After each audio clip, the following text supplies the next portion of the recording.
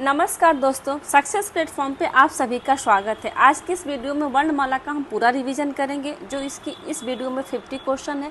वर्णमाला से कैसे कैसे प्रश्न आपके पेपर में पूछे जा सकते हैं और आपकी कितनी तैयारी है, इन प्रश्नों पर आज हम चर्चा करते हैं, जो कि हर गवर्नमेंट पेपर में UPSI, UP constable, UP SSSC, BPSC all state exam में पूछे जाने वाली ये सब्जेक्ट और ये टॉपिक है वर्णमाला। तो आज का फर्स्ट क्वेश्चन है, वर्ण किसे कहते हैं? वर्ण किसे कहते हैं? ध्वनि को, शब्दों को, छंद को, इनमें से कोई नहीं। तो इसका सही आंसर है ऑप्शन ए। ध्वनि को हम क्या कहते हैं? वर्ण। वर्ण किसे कहते हैं? हम डिफिनेशन से समझते हैं। वर्ण उस मूल ध्वनि को कहते हैं जिसके खंड और टुकड़े नहीं किए जा सकते, उसे हम क्या कहेंगे? वर्ण। जिसके टुकड़े हम नहीं करते उसको क्या कहेंगे? वर्ण। जैसे अ, इ, व, च, क, ख। इन वर्णों का हम खंड नहीं कर सकते, तो उसे हम क्या कहेंगे? वर्ण कहते हैं।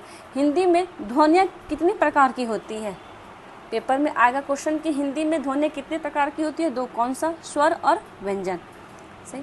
नेक्स्ट क्वेश्चन, जिनका उच्चारण स्वतंत्रता से होता है और जो व्यंजन के उच्चारण में सहायक होते हैं, न कि स्वयं में, उसे क्या कहते हैं? ए स्वर, बी संज्ञा, सी व्यंजन, डी विसर्ग। इसका सही आंसर है ऑप्शन ए स्वर। स्वर के कितने भेद होते हैं? दो। कौन कौन से? हर्ष स्वर, दीर्घ स्वर। स्वर में कितने वर्ण होते हैं? 4। अ, इ, उ, री। दीर्घ में कितने वर्ण होते हैं? 7। कौन कौन सी? आ, इ, उ, ए, ऐ, ओ, औ। ठीक है। नेक्स्ट क्वेश्चन, लिपि चिन्हों के क्रमबद्ध समूह को क्या कहते हैं? लिपि चिन्हों के क्रमबद्ध समूह को क्या कहते हैं हम? ए अक्षर, बी वर्ण, सी वर्ण समूह, डी वर्णमाला। इसका सही आंसर है ऑप्शन डी वर्णमाला को हम क्या कहते हैं? लिपि चिन्हों का क्रमबद्ध समूह कहते हैं। नेक्स्ट क्वेश्चन, शब्द की सबसे छोटी इकाई क्या कहलाती है? ए स्वर, बी व्यंजन, सी वर्ण, डी आयोगवाह। इसका सही आंसर है ऑप्शन सी वर्ण को शब्द की सबसे छोटी इकाई कहलाती है। नेक्स्ट क्वेश्चन, हिंदी के जिन वर्णों का उच्चारण करते समय केवल श्वास का प्रयोग किया जाए, उन वर्णों को हम क्या कहेंगे? ए अघोष, बी अल्प प्राण, सी सघोष, डी महाप्राण। इसका सही आंसर है ऑप्शन ए अघोष को हम क्या कहते हैं? इस अघोष वर्ण में क्या करते हैं? सिर्फ हम श्वास का प्रयोग करते हैं। ठीक। नेक्स्ट क्वेश्चन है आपका, एक से अधिक वर्णों को मेल को क्या कहते हैं हम? एक से अधिक वर्णों को मेल को क्या कहेंगे? अक्षर, बी व्यंजन, सी स्वर, डी अनुस्वार। सही आंसर है ऑप्शन ए अक्षर को हम वर्णों का मेल कहते हैं। एक से अधिक वर्णों को मेल को हम क्या कहेंगे? अक्षर कहेंगे। नेक्स्ट क्वेश्चन, हिंदी में ध्वनियाँ कितने प्रकार की होती हैं? हिंदी में ध्वनियाँ कितने प्रकार की होती है? ये सारे जितने क्वेश्चन लिए गए ये PYQ क्वेश्चन है, जो हर पेपर में पूछे जा चुके हैं और पूछे जा सकते हैं। ये वो क्वेश्चन नहीं है मैंने, इसलिए आज इसका टॉप 50 का रिवीजन है। तो अभी मैंने आपको शुरू में क्या पढ़ाया था कि हिंदी में ध्वनियाँ कितनी प्रकार की होती है, पेपर में पूछा जा सकता है, इसलिए मैंने इसको लिया है। तो हिंदी में ध्वनियाँ कितने प्रकार की होती है? ए 2, बी 6, सी 4, डी 1। तो इसका सही आंसर है ऑप्शन ए। हिंदी में ध्वनियाँ कितने प्रकार की होती है? 2। कौन कौन सी है? स्वर और व्यंजन। स्वर कितनी होती है? 11। व्यंजन कितनी होती है? 33। ठीक है। नेक्स्ट क्वेश्चन, वर्णमाला में स्पर्श व्यंजनों की संख्या कितनी है? वर्णमाला में स्पर्श व्यंजनों की संख्या कितनी है? ए 25, बी 20, सी 30, डी 35। इसका सही आंसर है ऑप्शन ए 25 है। वर्णमाला में स्पर्श व्यंजनों की संख्या कितनी है? 25। देखिए कौन कौन सी है? क, च, ट, त, प। ये कितनी होगी आपकी? क में 5, च में 5 होगी, क्योंकि क से लेकर म तक की संख्या क्या होगी आपकी? स्पर्श व्यंजन होगी आपकी। ठीक है। तो कितनी संख्या होगी आपकी? 25। ठीक है। नेक्स्ट क्वेश्चन, भाषा की सार्थक लघुत्तम इकाई किसे माना जाता है? भाषा की सार्थक लघुत्तम इकाई किसे माना जाता है? ए शब्द, बी अर्थ, सी वर्ण, डी मात्रा। इसका सही आंसर है ऑप्शन ए। हम शब्द, भाषा की सार्थक लघुत्तम इकाई शब्द को मानते हैं। किसे मानते हैं? शब्द को। नेक्स्ट क्वेश्चन है आपका, वर्णों के समुदाय को हम क्या कहते हैं? वर्णों के समुदाय को हम क्या कहते हैं? ए वर्णमाला, बी अक्षर, सी सर्वनाम, डी क्रिया। इसका सही आंसर है ऑप्शन ए, वर्णों के समुदाय को हम वर्णमाला कहते हैं। देखिए आपका डिफिनेशन यहाँ पे है, वर्णों के समूह को हम वर्णमाला कहते हैं। वर्णों की गणना कैसे होती है, पेपर में पूछे कि वर्णों की गणना कैसी है, तो दो प्रकार, वर्णों की गणना दो प्रकार से होती है। कैसे कैसे? उच्चारण के आधार पर स्वर कितने हो गए आपके 10, व्यंजन कितने के 35, लेखन के आधार पर स्वर कितने हो गए आपके 13, और व्यंजन तो सेम रहेंगे, लेकिन उच्चारण के आधार पर स्वर 10 हो जाएगी आपकी, और लेखन के आधार पर स्वर हो जाएगी कितनी आपकी 13। ठीक है, आपको इसको बिल्कुल ध्यान रखना कि पेपर में स्वर कैसे पूछा है। स्वर पूछा है, उच्चारण के आधार पर स्वर कितने हो गए तो 10 हो जाएगी आपके, और लेखन के आधार पर स्वर कितने हो गए 13। ठीक है, नेक्स्ट क्वेश्चन, हिंदी भाषा में कुल कितने व्यंजन हैं? पेपर में भी पूछे कि हिंदी भाषा में स्पर्शीय व्यंजन कितने हैं, तो 25 हो गए, और हिंदी भाषा में कुल व्यंजन कितने हो गए आपके, तो कितने हैं देखते हैं हम। ए 35, बी 45, सी 33, डी 55। इसका सही आंसर है ऑप्शन सी 33। कितने हैं आपके 33। देखिए कैसे, एक तो स्पर्शीय व्यंजन हो गया आपके, ये क से लेके म तक आपको हो गए ये 25, स्पर्शीय व्यंजन हो गए। अंतस्थ कितने हो गए 4, और उसमें कितने हो गए 4, तो टोटल कितने हो गए आपके 33। अगर सिर्फ पेपर में पूछे कि हिंदी भाषा में स्पर्शीय व्यंजन कितने हैं, तो 25, और कुल व्यंजन कितने हैं 33। इसमें कौन कौन से जुड़ जाएंगे, अंतस्थ भी आ जाएंगे और उष्म व्यंजन भी आ जाएंगे। ठीक, नेक्स्ट क्वेश्चन है आपका, निम्न में दीर्घ स्वर कौन सी है? निम्न में दीर्घ स्वर कौन सी है? A E, B A, C E, D A. इसका सही आंसर है ऑप्शन सी ई। आपका पूछा ना कि दीर्घ स्वर है, तो ई भी है। नेक्स्ट क्वेश्चन है आपका, मात्रा के आधार पर स्वर कितने प्रकार की होती है? मात्रा के आधार पर स्वर कितने प्रकार की होती है? ए 2, बी 4, सी 3, डी 5। इसका सही आंसर है ऑप्शन सी, 3 प्रकार की होती है। मात्रा के आधार पर स्वर कितनी होगी आपकी 3। इसमें एक और आ जाएगा आपका प्लुप्त स्वर, जो जिसमें आपका ओम का उच्चारण होता है। ह्रस्व स्वर, दीर्घ स्वर, प्लुप्त स्वर। ठीक है, नेक्स्ट क्वेश्चन, वर्ण तालिका के अनुसार ह्रस्व, दीर्घ और प्लुप्त क्या है? अभी नेक्स्ट में आपको पढ़ाया ना कि ह्रस्व स्वर कितने, स्वरों की संख्या आप अभी क्या, मात्रा के आधार पर स्वरों कितने प्रकार की होती है, कितने प्रकार की होती है 3। कौन कौन सी? ह्रस्व, दीर्घ, प्लुप्त।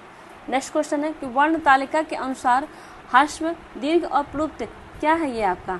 ए स्वर, बी मात्रा, सी व्यंजन, डी विसर्ग। इसका सही आंसर है ऑप्शन ए, स्वर है। ये ह्रस्व, दीर्घ, प्लुप्त क्या है आपके? स्वर है। ठीक है, नेक्स्ट क्वेश्चन, जिनकी ध्वनि केवल मुख से निकलती है वे क्या है? जिनकी ध्वनि केवल मुख से निकलती है वे क्या है?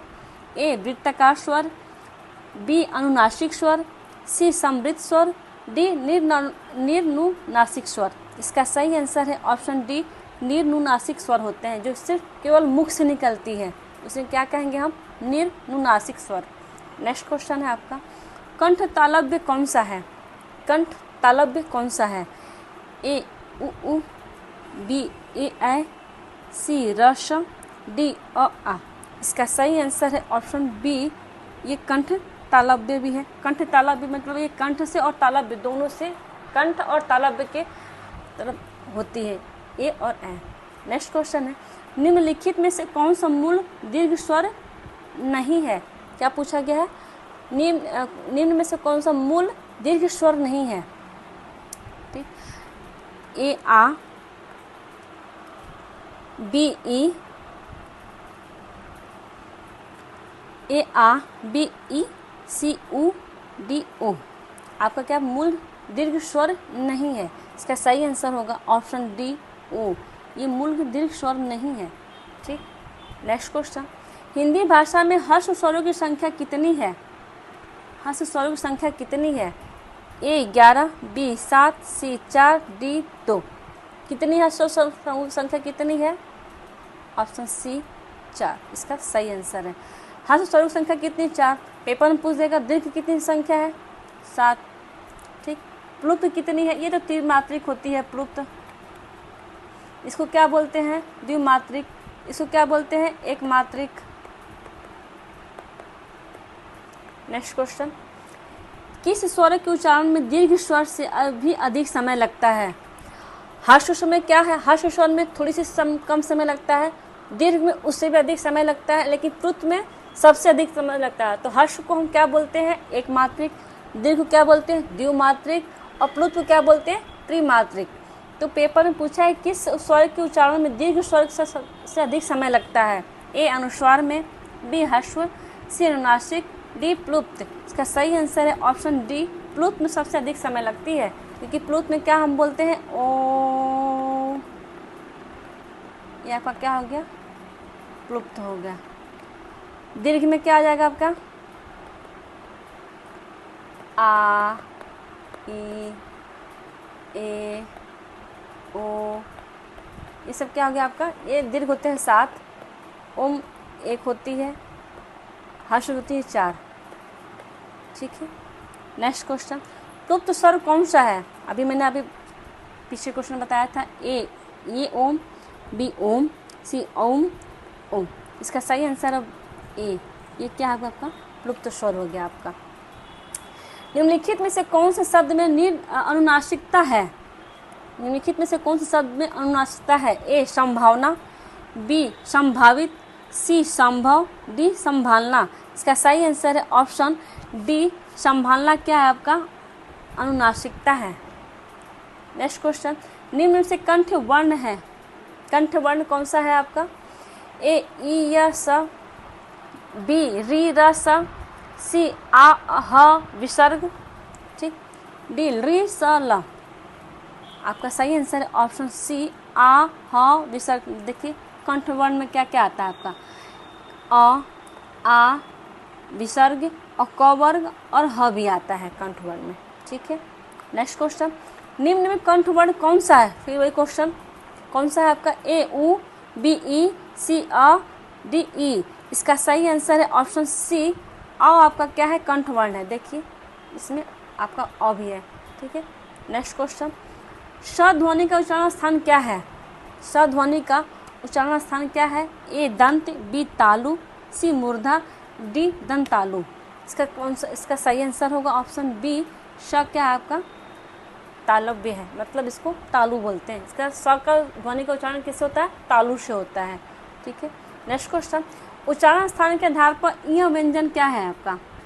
इय कौन सा व्यंजन है आपका उच्चारण के स्थान पे, ए तालव्य, बी कंठ, सी मूर्धन्य, डी ओष्ठ।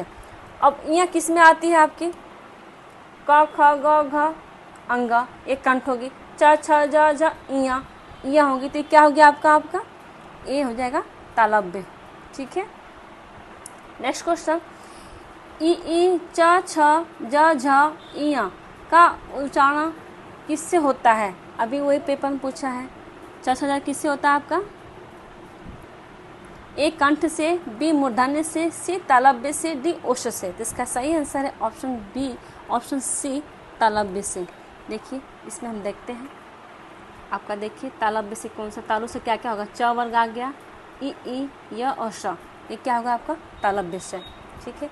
दंत से क्या होगा आपका, दंत से हो जाएगा आपका त वर्ग और श, और दंत से ओ। ठीक। कंठ से क्या क्या हो जाएगा, अ आ अ मतलब विसर्ग, और क वर्ग और ह हो जाएगा। और कंठ तालव्य से क्या होगा आपका, ए और ए। मूर्धा से क्या होगा आपका, मूर्धन्य से क्या होगा, ट वर्ग, षटकोर सा और ऋषिरा। ठीक है।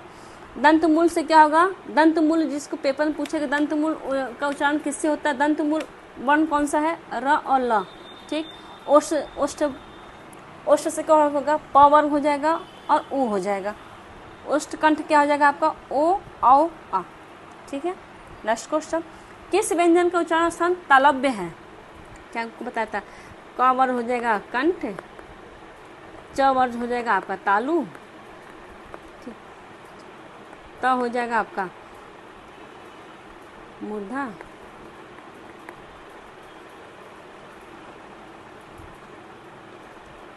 त हो जाएगा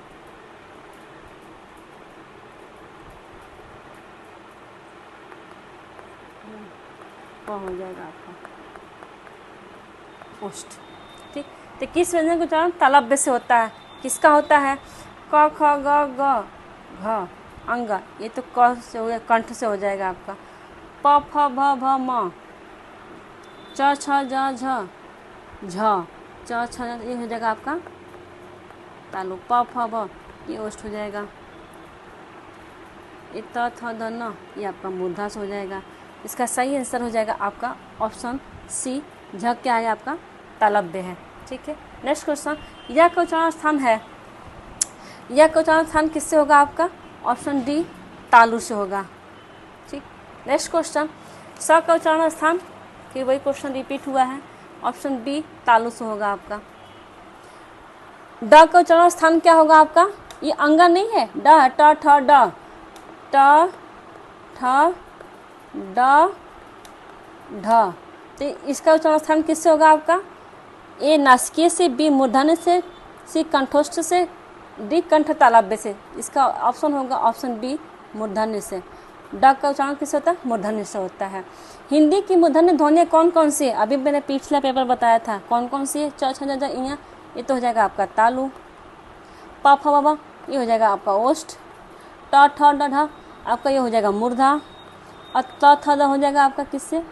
ता दंत से हो जाएगा। ठीक है, इसका सही आंसर है ऑप्शन सी, ट ठ ढ क्या है आपका? मूर्धन्य। देखिए ट ठ ड ढ क्या हो गया आपका? मूर्धन्य है। नेक्स्ट क्वेश्चन, जिनका उच्चारण ऊपर के दांतों पर जीभ लगाने से होता है, जिनका उच्चारण ऊपर के दांतों पर जीभ लगाने से होता है उसे हम क्या कहते हैं? ए कंठ, बी मूर्धन्य, सी दंत, सी अनुनासिक। तो जिनका उच्चारण ऊपर के दांतों जीभ लगाने से किससे होता है? इसका सही आंसर होगा ऑप्शन सी दंत। देखिए त थ द ध न श ल, देखिए दांत ऊपर, जीभ ऊपर दांतों में नहीं लग रही है, त थ द ध, तो ये क्या होगा आपका? दंत हो गया। नेक्स्ट क्वेश्चन, हिंदी की ओष्ठ व्यंजन ध्वनियाँ है, ओष्ठ, ओष्ठ पढ़ो, ओष्ठ कौन कौन सी होगी आपकी? अ, बी होगा भ, सी च, डी भ। ठीक, इसका सही आंसर हो जाएगा ऑप्शन बी भ, ये सॉरी ये म है। ठीक, देखिए आपका ओष्ठ से कौन सा? प फ भ भ म, ये आपका हो जाएगा ओष्ठ से। ठीक, नेक्स्ट क्वेश्चन, र का विवरण है, वतस्य, लुंठित, सघोष, अल्पप्राण व्यंजन। बी होगा वतस्य पार्श्विक, पार्श्विक तो नहीं होगा क्योंकि ये तो पार्श्विक तो आपका ल हो जाएगा। वतस्य संघर्षी, अघोष, अल्पप्राण व्यंजन नहीं, अघोष नहीं सघोष होता है। वतस्य स्पर्श, सघोष, महाप्राण व्यंजन, महाप्राण नहीं अल्पप्राण होगा। तो इसका सही आंसर है ऑप्शन ए, र का विवरण कैसे होता है? वतस्य से होता है, लुंठित से होता है, सघोष से होता है, अल्पप्राण व्यंजन से होता है। नेक्स्ट क्वेश्चन है कि स्पर्श व्यंजन, कंठ ध्वनि और अघोष और महाप्राण ध्वनियाँ किसमें है? जिसमें ऐसी कौन सा वर्ण है जिसमें स्पर्श व्यंजन भी है, कंठ से भी होता है, कंठ से बोलते हैं, और अघोष वर्ण भी है और महाप्राण भी है? कौन कौन से देखते हैं? ए क, बी ख, सी ग, डी घ। इसका सही आंसर होगा ऑप्शन सी, क क्या है? ये आपका स्पर्श व्यंजन भी है, आपका कंठ ध्वनि भी है, आपका सघोष भी, आपका अघोष भी है और महाप्राण भी है। देखिए अब क क्या हो गया आपका? अल्पप्राण हो गया। ख क्या हो गया? महाप्राण, एक तो हुआ। ठीक, आपका फिर क्या हो गया? आपका स्पर्श व्यंजन भी है, ये भी सही, और कंठ से बोलते ये भी सही है। और ये क्या होगा आपका? अघोष है। अघोष कौन सा हो जाएगा? 1 2 5। ठीक, नेक्स्ट क्वेश्चन, अंतस्थ और उष्म वर्ण कितने होते हैं? कितने होते हैं? ए 6, बी 9, सी 8, डी 7। इसका सही आंसर है ऑप्शन सी 8 होते हैं अंतस्थ और व्यंजन। अंतस्थ कितने हो गए आपके? 4, उष्म कितने हो गए? 4, 4 कितने हो गए आपके? 8। कौन अंतस्थ कौन सा होता है? य र ल व, यह है आपका अंतस्थ है। उष्म कौन होगा? श श श ह, आपका उष्म व्यंजन हो गया। ठीक, नेक्स्ट क्वेश्चन, काकल्य वर्ण कौन सा होगा आपका? काकल्य वर्ण कौन सा होगा? ए य, बी श, सी ह, डी ल। कौन सा होगा? इसका सही आंसर है ऑप्शन सी, काकल्य वर्ण कौन सा होगा? ह। नेक्स्ट क्वेश्चन, निम्न में से कौन सा व्यंजन संघर्षी व्यंजन है? संघर्षी, ए झ, बी ह, सी ठ, डी म। इसका सही आंसर है ऑप्शन बी ह क्या आपका संघर्षी व्यंजन है। नेक्स्ट क्वेश्चन, इनमें से कौन सी देवनागरी लिपि का वर्ण ध्वनि नहीं है? ग्रीवा ध्वनि, कंठ ध्वनि, मूर्धा ध्वनि, दंतोष्ठ। ये तो आपका भाई देवनागरी लिपि है और नहीं पूछा तो क्या ग्रीवा ध्वनि। इसका सही आंसर है ऑप्शन ए। नेक्स्ट क्वेश्चन कि जीवा की नोक जब ऊपर के दांतों की पंक्ति के सामने वाले दांत के ऊपरी हिस्से में संपर्क में आकर वायु के प्रवाह का अवरोध करती है, ऐसे उच्चारण स्थान को हम क्या कहेंगे? जीवा की नोक पर। ए दंत्य, बी तालव्य, सी मूर्धन्य, डी वतस्य। इसका सही आंसर होगा ऑप्शन ए आपका। इसका सही आंसर होगा ऑप्शन डी वतस्य। क्या है आपका? जीवा की नोक पर ऊपर दांतों की पंक्ति के वाले ऊपरी हिस्से के संपर्क में आकर वायु का प्रवाह क्या है? अवरुद्ध करती है। नेक्स्ट क्वेश्चन है, शब्दकोश में पहले आने वाले शब्द हैं कौन से? ए वक्त, बी वक्र, सी वरक, डी वर्ग। इसका सही आंसर है ऑप्शन ए वक्त। नेक्स्ट क्वेश्चन, निम्नलिखित में से किसके अभाव में हम पढ़ नहीं सकते? संयुक्त अक्षरों की पहचान, लिपि से परिचय, 12 खंडी का परिचय, वर्णमाला क्रमबद्धता के ज्ञान। हम नहीं पढ़ सकते किसके बिना? वर्णमाला के हम क्रमबद्धता के ज्ञान के बिना हम नहीं पढ़ सकते। इसका सही आंसर है ऑप्शन डी। नेक्स्ट क्वेश्चन, निम्नलिखित में से पार्श्विक ध्वनि कौन सी है? पार्श्विक ध्वनि कौन सी? ए अड़, डी र, सी ल, डी च। इसका सही आंसर है ऑप्शन सी ल क्या है आपका? पार्श्विक है। नेक्स्ट क्वेश्चन, यदि नीचे का होठ पूरी तरह काट दिया जाए तो किस ध्वनि का उच्चारण में कठिनाई होगी? अगर नीचे की होठ को पूरी तरह हम काट दें तो किस ध्वनि के उच्चारण में होगी भाई? हम होठ से कौन सा बोलते हैं? प, फ, ब, भ, म। ठीक, ए है ब, बी है ल, सी है ध, डी है ख।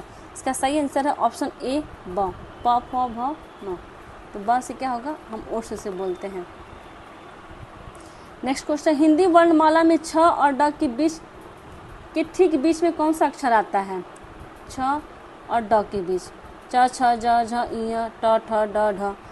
तो बीच आता है तो ए हो जाएगा ढ, डी हो जाएगा ठ, बी होगा ढ, सी होगा इया, डी होगा झ।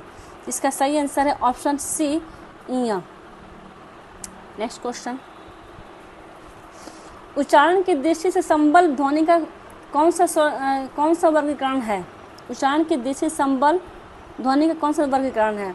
ए संपृक्त ध्वनि, बी युग्म ध्वनि, सी संयुक्त ध्वनि, डी द्वित्व ध्वनि। इसका सही आंसर है ऑप्शन ए संपृक्त ध्वनि क्या है आपका? संबल ध्वनि का वर्गीकरण है। नेक्स्ट क्वेश्चन, किस शब्द में री स्वर नहीं है? ए कृपा, बी दृष्टि, सी कृष्ण, डी आज। इसका सही आंसर है ऑप्शन डी आज में क्या है? री स्वर थोड़ी है।